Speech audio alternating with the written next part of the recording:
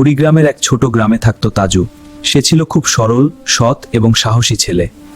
এই রাস্তায় গরুগুলো প্রতিদিন কষ্ট করে, কেউ তো কিছু করে না। একদিন তাজু তার ফোন দিয়ে ভিডিও করলো। ভাইয়েরা, দেখেন এই রাস্তার অবস্থা। গরুগুলো প্রতিদিন কষ্ট করে নদী পার হয়। একটা ব্রিজ হলে কত ভালো হতো। সে ভিডিওটা ফেসবুকে আপলোড করলো। কেউ দেখবে ভেবে সে আশা করেনি। দেখি কেউ দেখে কিনা।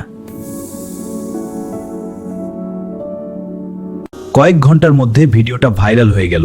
লক্ষ লক্ষ মানুষ দেখতে লাগলো। এত মানুষ দেখছে, সুবহানাল্লাহ।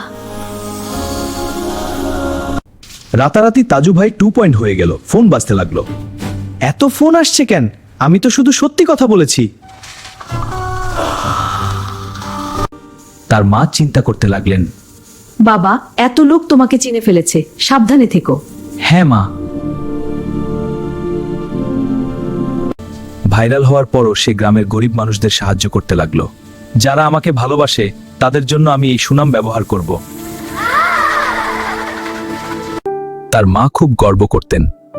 আমার ছেলে ভাইরাল হয়েছে, কিন্তু তার ঈমান এখনো অটুট আছে। সে গ্রামের ছেলে মেয়েদের ভালো কথা শেখাত।